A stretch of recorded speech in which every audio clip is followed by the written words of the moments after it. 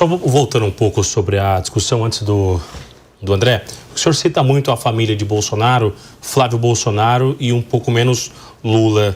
No jogo eleitoral, quem é o adversário? É Flávio ou é Lula? Eu não vou separar muito o Flávio como o Lula, porque os dois fazem parte do mesmo sistema corrupto. E os dois, em última instância, a gente pode colocar aqui, estão envolvidos direta ou indiretamente, tanto no escândalo do INSS quanto no escândalo do Banco Master. Então a gente começa a perceber que eles são parte de um arranjo político brasileiro, que é um arranjo meio que fracassado. É um arranjo que não consegue passar nada e que não tem mais imaginação no Brasil diferente. Então, no fundo, meu inimigo nessas eleições é a falta de imaginação do brasileiro. Nós não conseguimos mais imaginar um país que não tenha favela. Nós não conseguimos imaginar que a gente pode ser uma das 5 nações mais importantes do mundo, que é o que a gente nasceu para ser. O Brasil, em condições normais de temperatura e pressão, ele é para ser uma das 5 nações mais importantes do mundo. A gente já não se imagina assim. O Brasil não consegue imaginar que ele tem que ter rodovias com 5 faixas de cada lado ligando o São Paulo ao Rio.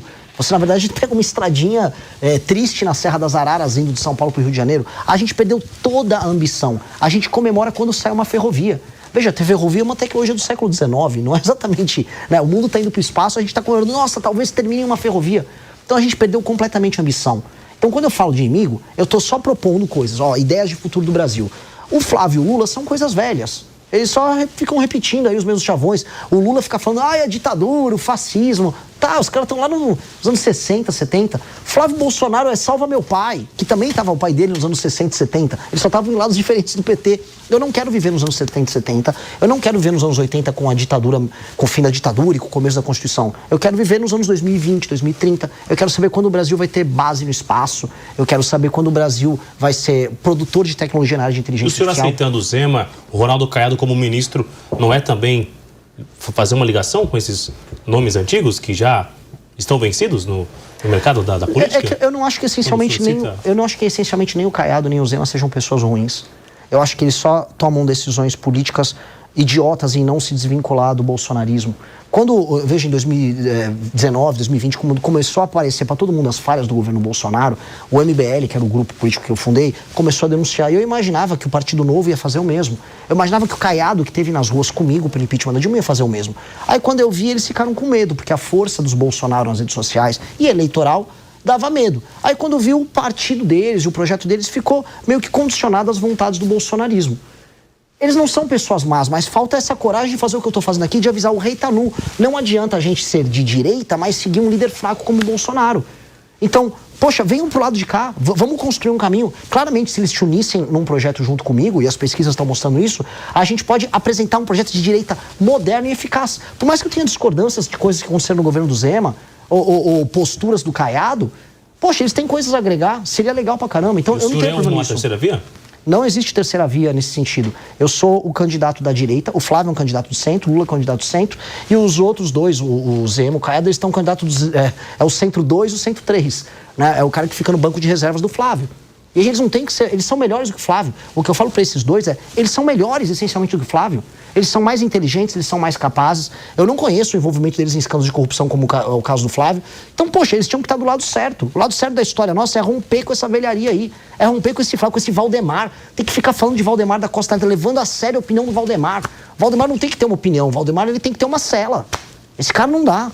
André, por favor. O senhor falou sobre propostas, o senhor até citou o fato da possibilidade do deputado Kim ser o seu ministro da Fazenda se o senhor ser eleito. Muitos economistas falam sobre a necessidade de um ajuste fiscal profundo no Brasil a partir de 2027, mais de 400 bi. O senhor citou uma PEC do deputado Kim. É nisso que o seu projeto de ajuste fiscal vai se basear? O senhor pensa em vinculação do reajuste do salário mínimo ao crescimento da economia? Pensa em retirada de subsídios a setores da economia? O que você pensa? O que você vai incluir na sua proposta de governo sobre economia e ajuste fiscal? Grande pergunta, é uma pergunta desafiadora, porque espero que os outros presidenciáveis respondam a essa pergunta. Porque ninguém está falando do tamanho da crise fiscal que vem aí. Aí todo mundo vai falar assim, eu vou retirar um privilégio aqui, um privilégio ali, eu vou cortar um negócio aqui. Legal, vamos dar nome aos bois? O real o Brasil vai precisar economizar todos os anos muitas centenas de bilhões para inverter essa curva de disparada da dívida, para a gente poder mexer lá na frente nos juros, para poder mexer inclusive nos impostos. Todo mundo fala em reduzir imposto, porque o imposto está aumentando, mas ninguém fala como cortar se a gente está numa situação fiscal desesperadora. Pois bem, a PEC protocolada pelo Kim Kataguiri, ela foi protocolada no ano passado, está num processo de recolhimento de assinaturas, outros 2 deputados protocolaram junto, e ela ataca todos os grandes problemas fiscais do Brasil.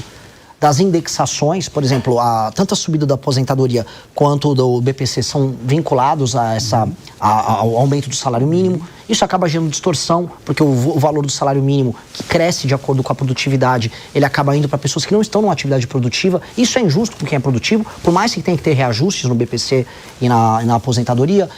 Falo aqui de uma outra reforma da Previdência que vai precisar fazer e que mexa nos privilégios, especialmente os privilégios do alto funcionalismo. Estamos falando aqui da desvinculação de gastos na parte de saúde e na parte de educação. Isso ninguém vai querer falar. Só que eu estou fazendo aqui uma coisa que o Milei fez. Eu estou avisando, precisa fazer, tá? Vai precisar fazer. Quem ficar fingindo que não vai fazer, basicamente está te enganando, porque ele vai acabar fazendo apenas na escondida, na muquia. E se você fizer de um jeito correto, as pessoas no Brasil vão começar a sentir a diferença rápido, no bolso. Porque você passa uma PEC como essa do Kim, que em 10 anos economiza 3,3 trilhões, sem contar a queda, a economia que a gente vai ter por conta da curva dos juros que diminui, a gente vai sair de uma Selic de 15, vai poder num horizonte de 2, 3 anos ir para 7, 8, ou seja, o dinheiro nosso vai valer mais, né? Isso vai ter um efeito econômico para as pessoas gigantesco. E aí a gente vai poder discutir, inclusive, redução de imposto e outras medidas que tenham um efeito de crescimento na economia, que vão fazer o dinheiro sobrar no bolso das pessoas. E benefícios sociais como Bolsa Família, o que o senhor pensa sobre isso? O senhor citou sobre um projeto de desenvolvimento de empregabilidade. O Bolsa Família ele tem alguns mecanismos de porta de saída, foi incluído agora nesse governo. O que o senhor pensa sobre isso?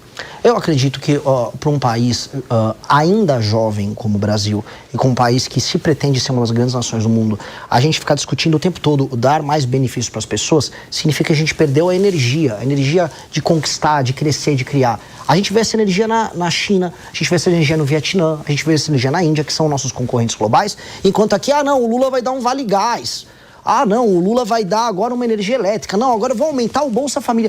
As discussões irão isso, tá? O Flávio e o Lula brigando para ver quem vai dar mais Bolsa Família. O senhor é contra, então? Eu sou contra a ideia de que um país como o Brasil tenha que basear isso no seu crescimento econômico e nas suas políticas sociais. A melhor política social não é só o emprego, é o aumento da renda e a capacidade de compra do brasileiro. E aí regiões inteiras do Brasil, que hoje são economicamente inviáveis, eu digo também não vou fazer populismo, vou pro Maranhão. O Maranhão é uma inviabilidade estadual. No Maranhão, as cidades elas se sustentam só com dinheiro vindo dos outros estados. E a maior parte das pessoas, ou grande parte, vive de um misto de benefício do governo, que é aposentadoria, BPC e Bolsa Família, e o sistema político fica lá com o pires na mão pedindo grana. Não dá para viver assim, não dá para pagar essa conta. É por isso que o imposto tá caro pro entregador aqui em São Paulo. Eu vou ter que virar, primeiro eu vou escolher um lado. Eu vou ficar com o lado do pagador de imposto e da pessoa que está rendendo. Depois eu vou criar saída para essas pessoas. E a saída dessas pessoas do Bolsa Família vai desde chegar em cidades que estão desesperadamente vivendo de auxílios, especialmente cidades nas regiões norte e nordeste, e fazer frentes de trabalho, até trabalharmos com uma reforma de competitividade no Brasil que determine, assim, que o abrir e fechar um negócio, contratar e demitir uma pessoa numa empresa, que correr o risco, né, do dinheiro hoje que está basicamente rendendo na poupança ou com o título do Tesouro, vá para a atividade produtiva e aí, com o Estado trabalhando junto, e eu não tenho problema em colocar o Estado atuando junto, você começa a gerar crescimento econômico nesses lugares. E aí você começa a tirar as pessoas desse mundo auxílio. O que eu aprendi rodando no interior do Nordeste é que as pessoas querem trabalhar, especialmente os mais jovens. Quando eu cresci na região Nordeste, visitando cidades menores, é porque, especialmente o homem jovem, fala, eu não quero viver de auxílio. Eu quero ter grana, eu quero comprar um celular novo. Eu não quero ficar preso nesse circuito. E, entretanto, o que o governo federal está oferecendo, que é essa política da migalha, é achar que o cara, não, pega aí, eu te dou um vale gás, pega um pé de meia aí e vai se arrastando. Eu não consigo aceitar isso. Bolsa Família e outras políticas são para pessoas que estão precisando e não têm condição de trabalhar. Dito isso, nós temos que fazer elas trabalharem. Se gostou do vídeo, não se esqueça de dar o like e se inscrever no canal. Nos vemos no próximo vídeo.